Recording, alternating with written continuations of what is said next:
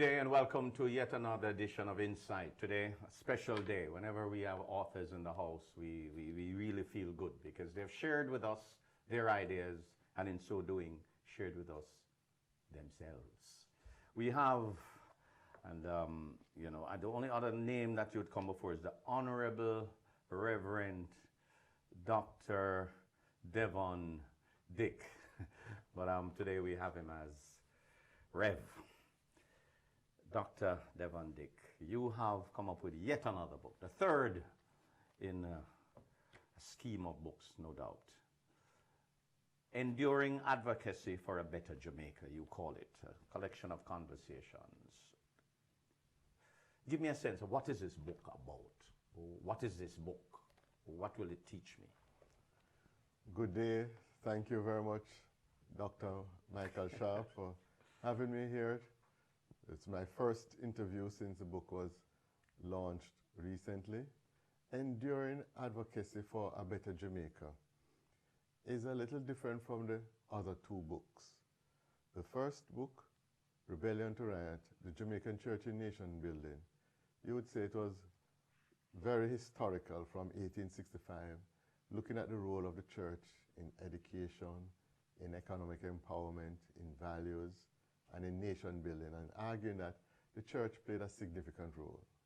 The second book, The Cross and the Machete, the Native Baptists of Jamaica, looked at primarily Paul Bogle, or national heroes Paul Bogle and George William Gordon. It was arguing that they were not murderous persons, as some other scholars thought and wrote, Douglas Hall, Gad Human, Clinton Hutton, but that they were inspired by a different interpretation of the Bible from the missionaries and a different understanding of God. So they protested the injustices, and there was a significant change because of George William Gordon, Sam Sharp, and Paul Bogle. But that again is historical in the 19th century. This now is a little more current, dealing with issues of advocacy, talking about justice for all, wanting justice whether it is in sports, finance, church, nation building on a whole, culture. Yes. Right, so this book is, I started writing in the Herald in 1992 at the invitation of Franklin McKnight. Yes. Then I started writing for the Gleaner in 1995 at the invitation of Wyverlyn Gager, the first female editor of the Gleaner. And the book is a compilation of the articles from about 2001 to 2017, and it's divided into 7 chapters dealing with issues of justice, politics, religion, heritage, finance, sports, and then there's also a chapter on what you call personal matters. Yes. You know, human interest stories. Yes, yes. And you understand from the get-go we don't have enough time because I want to touch down on some of these things and to bring it to relevance. But before we get there, let's deal with some of the processes. How do you go about getting your book, into a book? What's the process? You have had a third go at it. Who are your publishers? Who are your editors, designers? Who published for you? Did you self-publish? Give me a sense of the business side of this. Enduring Advocacy for a Better Jamaica was published by Our Publications. Yes. The founder, CEO is Pansy Ben.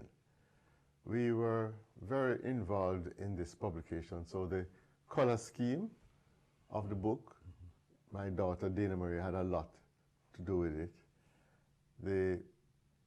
The scales, it is an attempt at justice. Yes, I know. And stop at the scales a bit. I mean, I wonder if a cameraman can get this, because you've often heard that the pen is mightier than the sword. Right, that's what and it's upon my second take. And but hold on. So the sword here and say the pen here, nice pen, you know.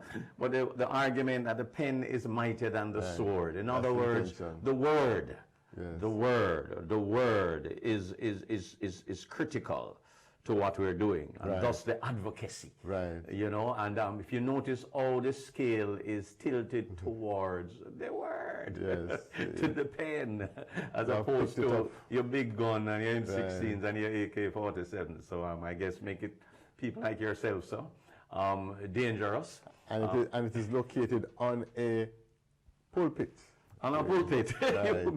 You might call it a lectern. A lectern, yes. So therefore, that was the part of what I was trying to get at. And the simple things that you have to get into to ensure that it says the message in a million words, as opposed to, So you, and all the first two books were by Ian Randall Publishers. Okay. The second one, The Cross and the Machete, the front had a picture of Paul Bogle. You know, like this, the cross that one, and the machete. That's right. That's right. So it is saying that Paul Bogle was and ought to be seen as a Christian martyr, and not a rabble-rouser and a violent man, but someone who tried to liberate the country. Help me as it relates to where you can get these books. Are you on Amazon? The Kingston Bookshop will be handling everything, both as a retailer and a wholesaler, and naturally they will put it on Amazon. And we are also going to go on a tour of the United States, some cities, D.C., New York, Miami. The embassy there is coordinating that. Also to go to Toronto. Howard Mitchell, former PSOJ president, is coordinating that. And next year should be in England, where the Jamaican High Commissioner to England will be coordinating that one.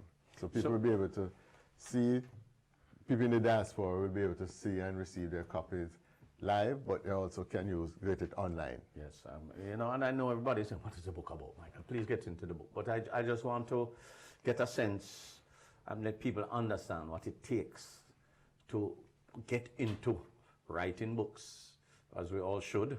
But the question is, how do you move it to market? How do you move those ideas to market? And we thank you for that. I, of course, had the privilege of looking through and getting a sense of the book.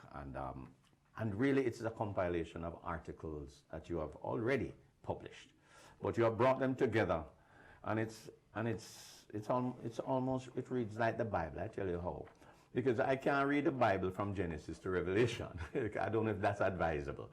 But when things come up, and only something has come up recently, the whole issue of corruption. The whole issue of corruption in government, allegations that are made.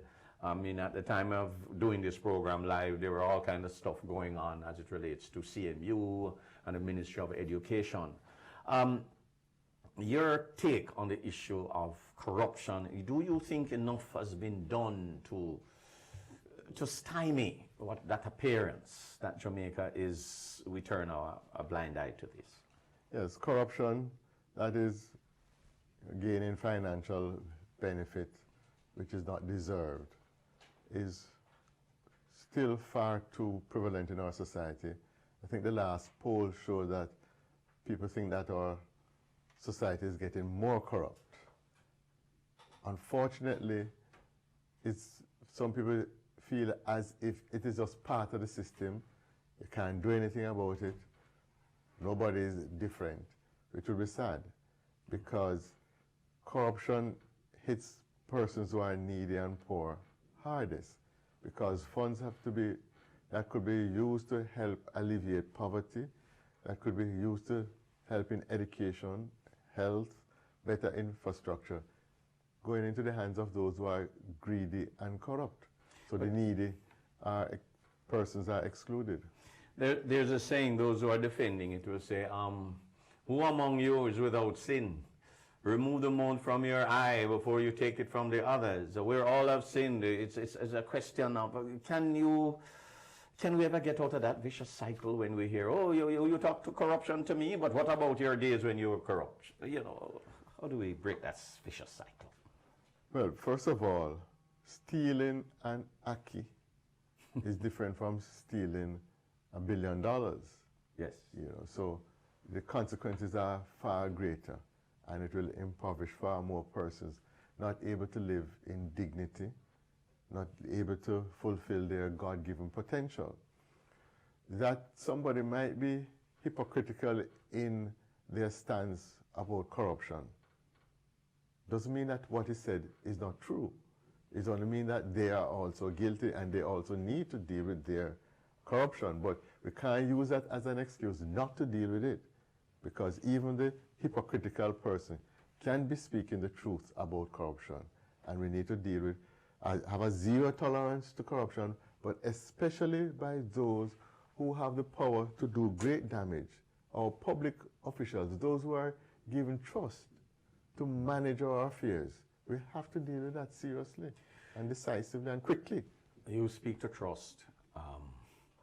That certainly takes a beating when corruption is high. That trust, whether it is trust of the person in the pulpit, trust of the person at Gordon House, trust of the person at the Bank of Jamaica, that trust is critical for a nation to endure. Trust is important in the police force. Trust is important even family relationships, because if you don't have trust, then you won't have confidence.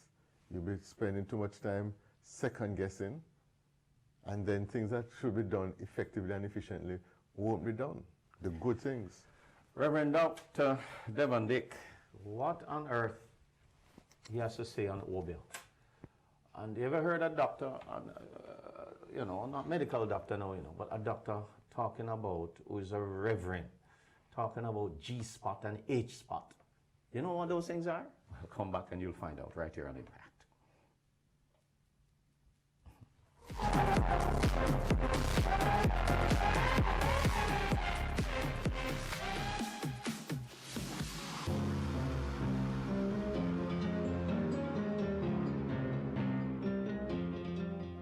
Welcome back to Insight. We're talking about the impact of a book that has come out recently, Enduring Advocacy for a Better Jamaica. And we have Reverend Devon Dick, I call him R3D, you know, Reverend Dr. Devon Dick, Reverend 3D, right? You got that? R3D. Welcome. I left, you know, with a teaser, and I found it fascinating that the whole issue of Obia came up recently, and you, well, as astute as you are, getting on that point, but you came up with the relevance of it in terms of how you see it, but you allowed somebody else in your book to criticize you. You know, right after that article, I noticed somebody said, well, you got it wrong, and you wonder what you were saying, and you allowed that. Tell me, first of all, what's your position on the issue of Obia? And you are a reverend now, so I know people will take you on this one. You're a sharp one there, Michael. So your analysis is deep. Let me make it clear. I'm from St. Thomas. I've never been to an Obia man, never consulted one. Most people who talk about Obia don't know what Obia is. You know, they equate it with witchcraft. Unfortunately, though, it is still a criminal act to have material associated with Obia. So if you have eggshell, rat tail, oil, you can be charged. And even recently somebody was charged with having products associated with Obia. The different oils are rub you up and prevent certain things. Yes. If you promote Obia, you can also be charged. My position is this: let all religious beliefs contend. They say that Obia is superstitious. There was a time in Jamaican history, the 19th century, when the Baptists were considered superstitious. It was only the state church that was seen as orthodox. And people were imprisoned because they were Baptists. now we want to turn around and imprison somebody, even if you don't agree with their belief, even if you don't agree with their practices. It's not a criminal act. In fact, the new Charter of Rights allow persons to have their own religious beliefs. That article that you mentioned was written over 15 years ago, before this current. Are you for real? Yes. But we should never criminalize obia. We should never criminalize any religious belief at all. You don't agree with it? In the Bible, you will see how they dealt with witchcraft. Yes. Paul, by preaching the word, changed Ephesus. We need to preach the word and say to people, there's a better way than opium, but not to put somebody in prison and hang. There was a time they hang people for practicing opium in Jamaica. That cannot be right. We must believe in religious freedom. There are some countries, in this world, where if you are a Christian, they are persecuting you, harming you. We don't believe in that. They believe that Christianity is foolishness. Yes. So we should never turn around and say that whether it's obia or voodoo or what, even if you don't believe in it, allow the person to have their religious practices. If they do something wrong and harm somebody, you take them to the court. Yes, indeed. But sometimes people go to an obia man to have success in exam, to get visa. So what you going to prosecute that person for? To get somebody to love you. That's your feel now. That's what I feel. That's what I feel. But help me though. I can't help but thinking that the practice of obeah came with us across the Middle Passage. And if that is true, then are we not trying to say, like those who enslaved us, that whatever you do, I must dehumanize you. You must not be in touch with anything that worked for you. How do you put that in the cultural and the human right sense? Yeah, again, you're sharp. What happened is that the persons who are considered masters, they didn't even understand what it was in terms of obeah, and they were afraid of it. They did not want persons to have any belief system that would challenge their people. Many persons who protested, some of them believed that they were invincible because they had consulted over a person, over a woman, or over a man. So they were emboldened, they were empowered, and the authorities didn't like that. They didn't understand it too well. So they pigeonhole it as something evil. Yes, and we have some of these laws coming from way back that era, still not understanding obeah, don't understand mayal either. And so we criminalize something. And most persons who go to, as you're into an obeah man, is to do with their love life, or wealth, or protection, or want the children to do well in exam, or want to get a promotion. It's only few might want to do harm to somebody else. Sometimes they want to find out who stole their goats. Yes. Yes. Yes. But help me, I can't help again but thinking when I see the ads on television, on air, on radio, having to do with certain people who can bring you certain protection. You just wonder, isn't that superstition in its own way? Because, people we're gathering, people still believe wholesomely into this thing. But let me segue. You allowed someone to criticize you in your book. Why so? It's your book. Well, I believe in debate, discussion. I believe that there's a place for dissent. In fact, that is how I was brought up by my father. We could discuss, have difference of view on religious issues, behavioral matters. So there was no fear of having a different opinion. Yes. So I can allow that because I believe that what I've written is quite clear. So people can see a different point of view. And I think that's the point the Chief Justice was making in his opening comments on the judgment on needs. Yes. He said, list the importance of dissent for democracy, yes, for human relationship, We must be able to have dissent, discussion, debate, and come to a consensus. Let me ask you this, and this is coming out of left field.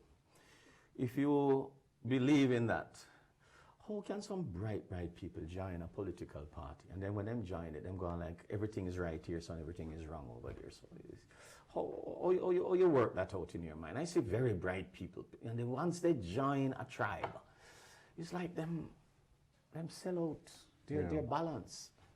There's a herd mentality. We are seeing it here. We're seeing it definitely in the United States of America also. That people are giving up their ability to think. And when you allow somebody else to think for you, they're going to manipulate you. They are living their lives over and you're not even living yours. We have fought for freedom, freedom of expression, freedom of movement. We have mental emancipation. So you cannot even allow, not even church, person to say you can't read the Bible and interpret it and understand God even differently, and we're still seen as friends.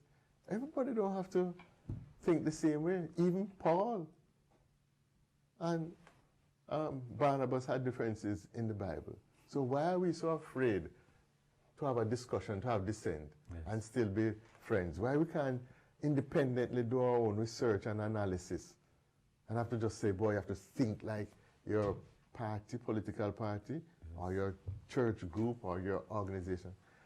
That can't work. That's not what God intended. The opposition keep calling it cracks in your defense. The fact that you have an independent thought, you're cracking.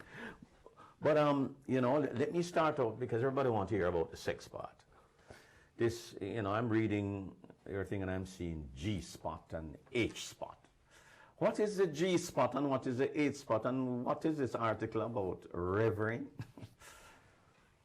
This was one of the articles that the editor Robert Hart stated was one of his 10 favorite articles. Still sells. Right.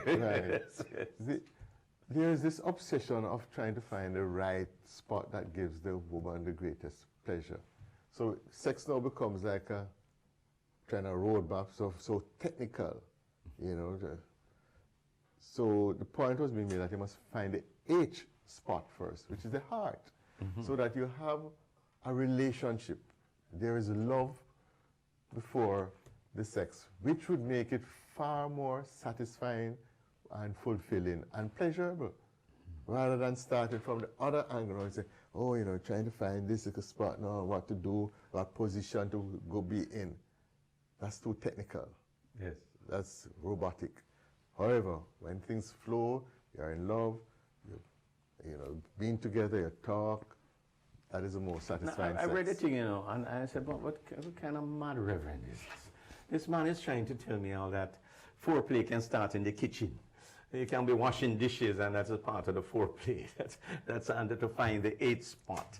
But at the end of the day, because you're not supposed to have sex outside of marriage, finding that pleasurable thing might take a while before you get to the G, because you want to, although G comes before H in the alphabet, G-H-I, yes, right after it, you might want to get there sooner than later. Again, I like how you have read the book well. The point is that I remember counseling somebody, and the wife said that she knows when her husband wants to have sex. That's the time he hugs her. So you can't just be so mechanical. So you just send a signal, it's only when you want sex. So you're supposed to be appreciative, affirming the person all the time. So even washing dishes together is part of cementing the relationship. It is cementing the bond, and that is when the sexual intercourse is most fulfilling. Yes. It's not just a physical thing, because if your mind is not right, yes, even though physically you're okay, it still doesn't work. Yes. And he knows, and I know why he knows. But we'll come back, and when we're back on Insight, we'll take up some other aspects of the book that is important, and I want to discuss them before this program is over. We'll be right back on Insight. Maroon.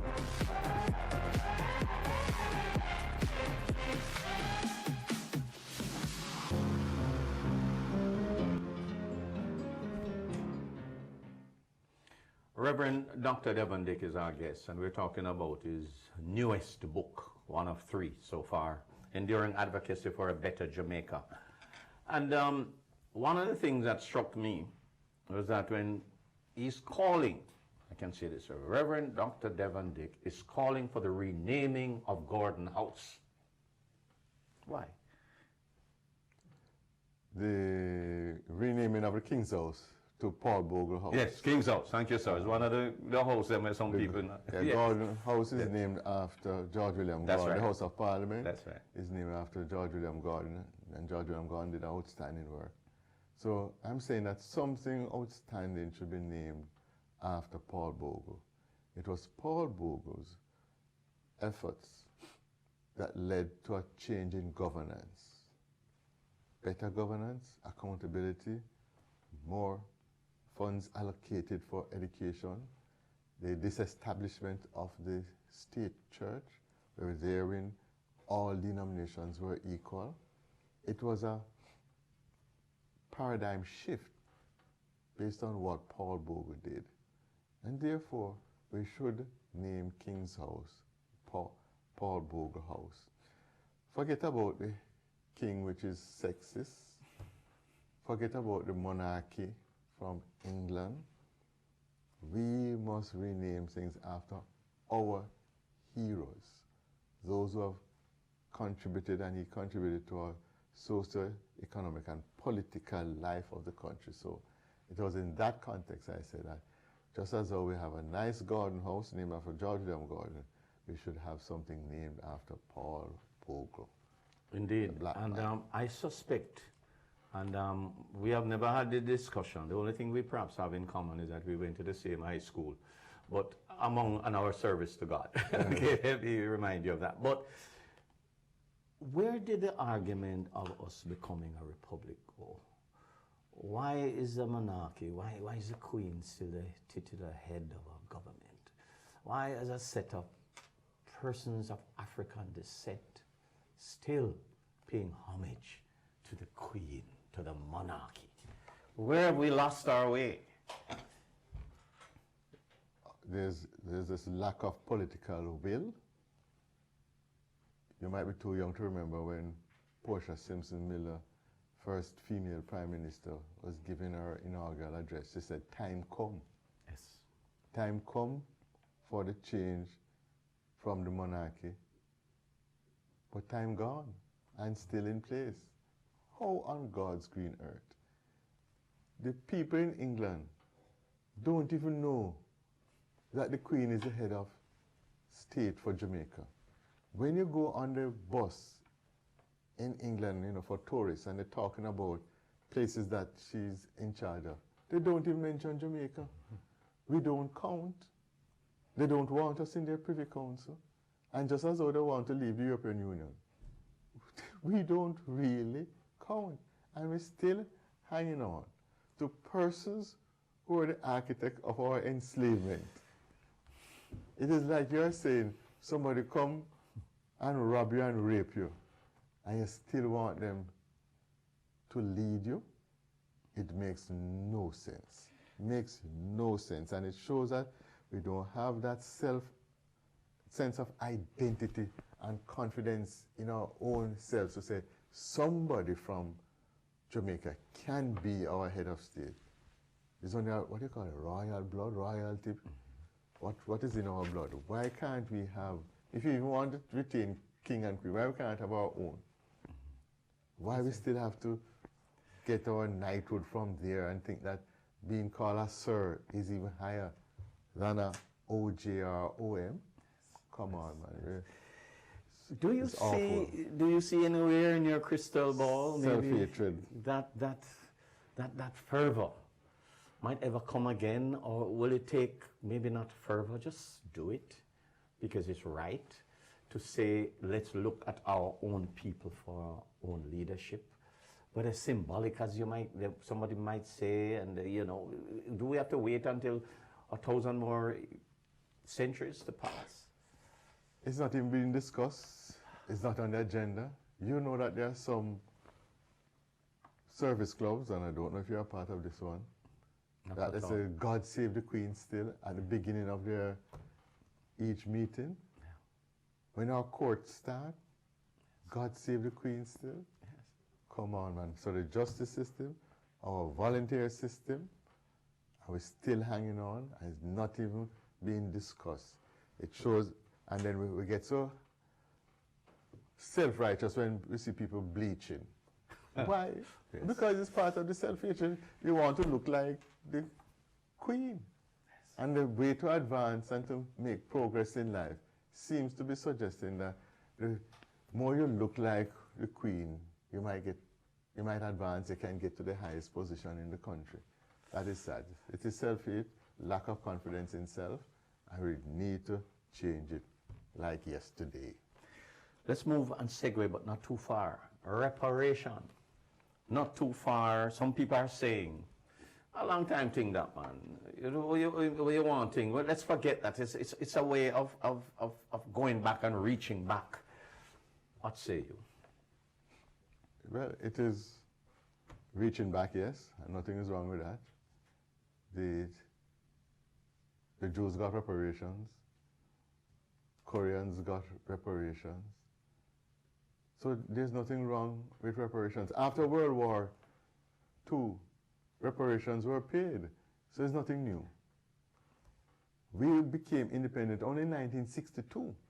So we could not really argue for reparations before, because we were even more under the British system. So you'd be asking of yourself for reparation. So from 62 to now, we don't even reach 60 yet. Yes. So it is not that long in terms of reparations. What reparations about? We're talking about gross violations. We're not just talking about stealing a mango. It was long, 400 years, millions of persons giving up their labor, their self, and some were raped and had to give up their lives. When you start with a handicap, you had freedom in 1838. It didn't get no land, no political system, no economic empowerment, no house. So once you start with a handicap like that, it is hard to make life. If you start out on a journey and you are given $1 billion, and another man was only given $1,000, you have a head start. So reparation is saying that those persons who had that big head start and those who not going to make it or couldn't make it because you only got the $1,000, they need to get something. No, there needs to be some equity. Yes. Look at their education, look at their health. Because in Jamaica, if you're poor and you go into the public health system, the chances of you dying greater than if you have some money and you can go to a private doctor. Yes, If you go to a good traditional high school like Calabar, chances are you're likely to succeed rather than some of the other schools. Yes. You might go with the same GSAT scores, but if you go to a particular school, the chances of succeeding is greater. So we want all to be at least of a certain quality, that when you graduate, at least you have 5 subjects, maths and English included. Yes.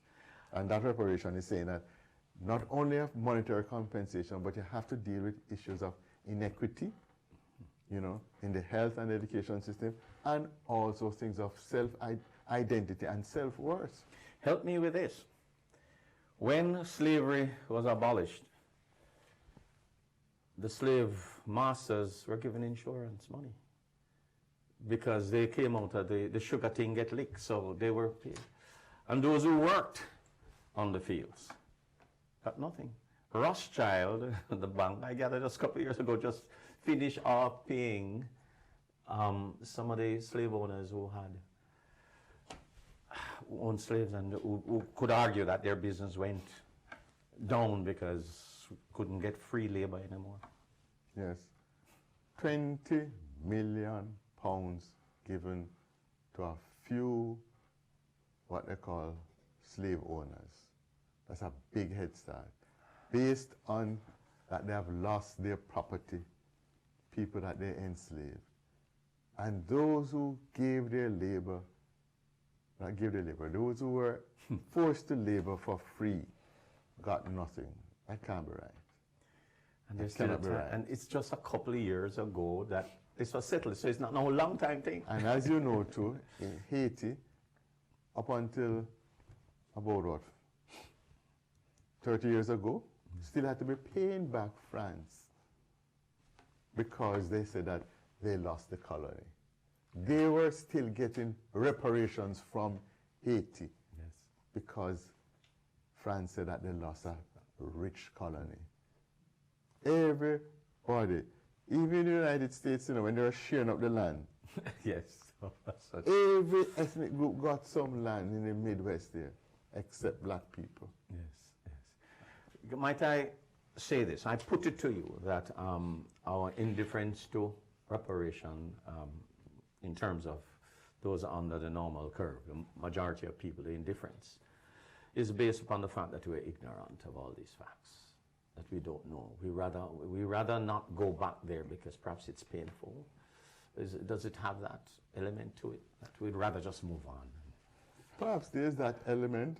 They feel that if the truth is known, persons of color going to revolt and riot and so forth.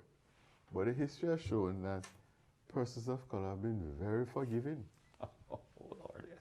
Very forgiving. I don't know if it was, even in America, there was a case where this policewoman shot and killed this black man in his St. own... Lucia, yeah. Right. St. Lucia and Chap and the brother of him. Right, yeah. Yes. So you see it so often that even the victim or relatives of the victim still extending a hand of love, friendship, and forgiveness. Yes, after the 1865 massacre, the people said they will forgive when they met in Stony God. So we're always forgiving. So that fear is not necessary. Indeed. And what is necessary is another little break on Insight. And when we come back, I have a story to tell you. Did you know that this Reverend Dr. David Dick father was a gunman? You didn't know that. We'll discuss that and other parts of his personal life when we shall return.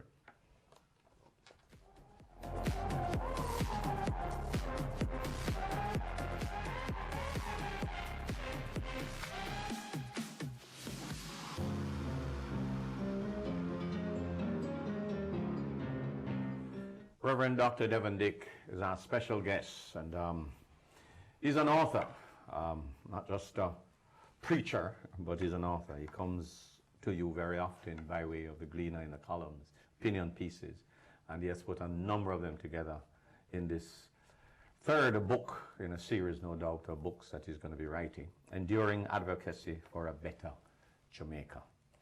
And very often, and this is our want to do, is what prepared him for this?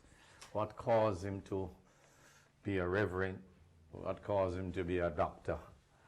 From whence did that come? The only thing I know about him personally so far, as he has said out, he was born in St. Thomas. Where in St. Thomas were you born, sir? Eyre Castle in St. Thomas, which is just about 5 miles from Bath, and between Portmorant and Bath. Okay, so you close to the soil, you Mount Airy, but as you climbed the Mount Everest of life, what is it that your parents gave you? Who were they? And I left the program saying your father was a gunman, so you're going to have to clear that up so that we don't press charges, even posthumously. Give me a sense of your family and who made up your family. My father was a sharpshooter. Yes, there you go. He served in the RAF in World War II.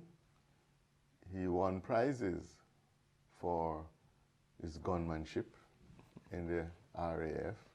So he was indeed a sharp shooter. When we were growing up, he always had a rifle and a revolver in the house, you know. He was a strong man. Yes, very important we get that out of the way. He was a shoemaker by trade, but he did other jobs, including serving in Jamal as a roving person in terms of the coordination of that. Yes. My mother by trade was a dressmaker, but she made her wealth through shopkeeping. We had the largest shop in Erie Castle. And We were I the want you first to to pause open now. and the last to close. I want you to pause now because I promise you I would have corrected you on an issue. Your mother and father were small business people. They're not shopkeepers. You know, nowadays the language has changed, Reverend Dr. Dick. Well, my father, you probably say was half Chinese. His name was Hugh, by his father's name, who was Chinese. His mother was Dick, so by default he changed it from Hugh to Dick. H-U-E or H-U-G-H? H-U-G-H. Okay. Surname. Yes, Hugh. yes. Okay. So he was Chinese. Yes. So the Chinese heritage in us, shopkeeping was a noble profession. So, you know, yeah. But if you prefer small business, yes. Yes. And did very well in school. My mom and dad had 5 children together. And school, all of us went to on to tertiary education. Eldest Leon, he won Marcus Garvey scholarship, went to Monroe. He won another open scholarship and did medicine at UA, and he's now a vascular surgeon in New Jersey. Okay. Royna went to then Cass, audit field. Marva also did tertiary level studies. She was the first female telecommunications technician trained in Barbados along with Joel Gardner. And Joel Gardner, isn't that a bowler? Right, he was Yes, a bowler. yes, but yes. He was a telecommunications technician first. Okay. Yeah. And Ainsworth, Big Bird. he went to Monroe, went to then Cass, he's a commissioned land surveyor. And we all did tertiary education. You know, I went to UTCWI, and I did my PhD at the University of Warwick in England in Caribbean Studies. Okay. So our parents valued education. They didn't spend even 2 months in high school, but they were educated, they were literate, Make they sure were you go. intelligent, and Yes. they could correct mistakes that we make. You know, Yes, so, yes. yeah. I want to find out now where the pastor vein, the reverend vein, the church vein that came to, because I'm not hearing anybody else. We were brought up as Methodists. My parents Methodist. My mom is still a Methodist, what do you call an exhorter, lay preacher. My dad was a steward. So we would go to church every Sunday. Though the shop will close even 1 a.m. because we had a parlor, we sold beer, we had a jukebox. Okay. But still Sunday morning, we would go to church. Even though we'd open a window to sell perishable stuff, because in those days, you know, people didn't have a refrigerator. Every Sunday. So much so that one Sunday, my father and I went to church. It was raining heavily. Not even the pastor turned up. But we always went to church. Yeah, we went to church. My father would What was the mode of transport? We had a very fast bicycle. Fast bicycle. And eventually, he would show for somebody who had a car, and you know, we would have a car, and then he bought his Mustang, then Avenger, and so forth. And one of the things he did as a steward was that we would visit shut-in and sick members, and I was the one who went with him. And I always found it meaningful, and we would sing the songs, and you know, you draw out the song, slow, and probably those seeds were being planted then in terms of our pastoral ministry. And then I went to Calabar under influence of Dudley Stokes.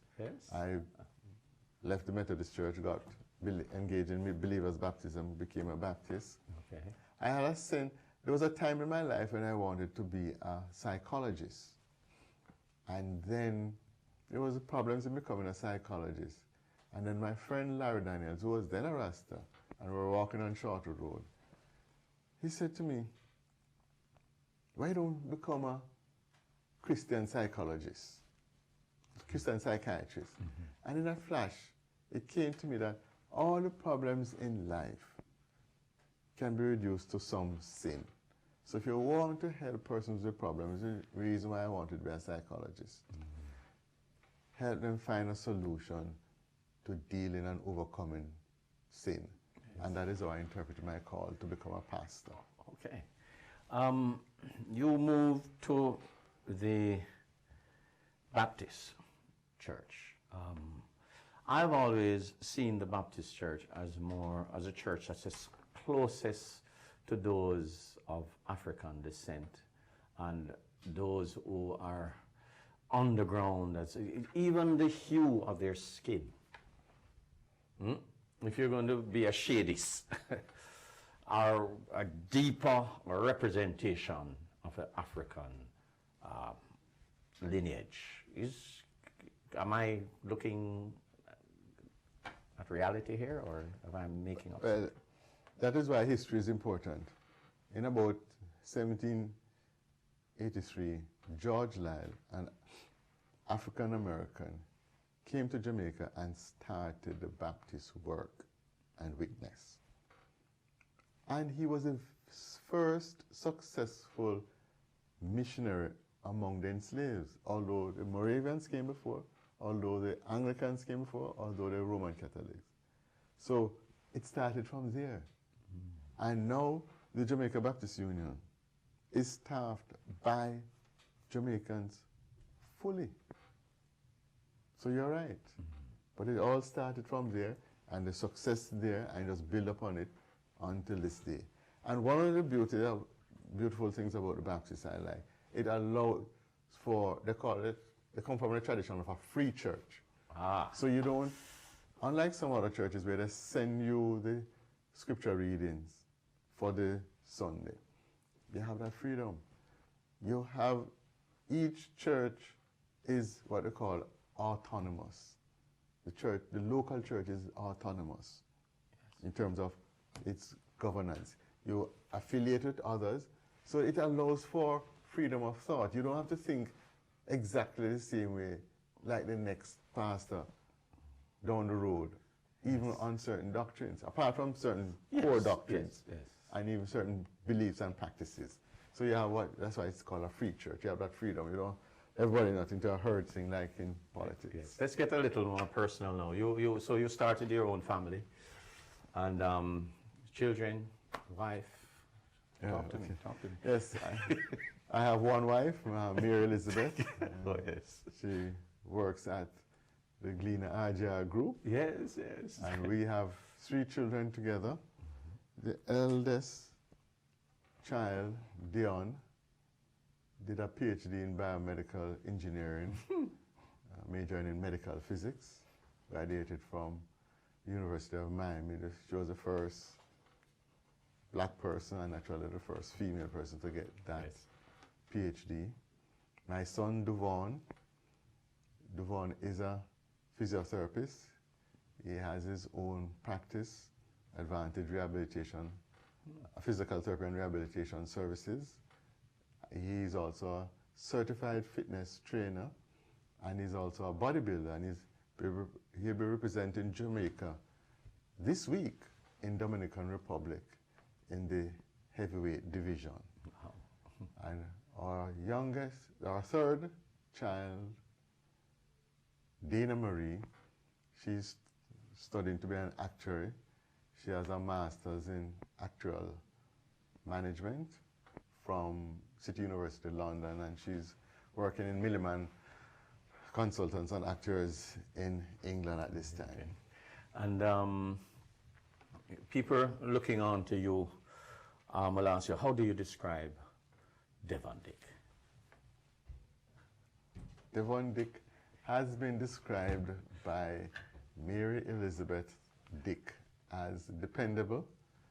So if she asks me to do something, she can know it's done, take it to the bank, that it will be done. There are other persons who say that I am determined. If I say I'm going to get a certain task done, if it's a book, I'm going to work on it. It's whatever it is.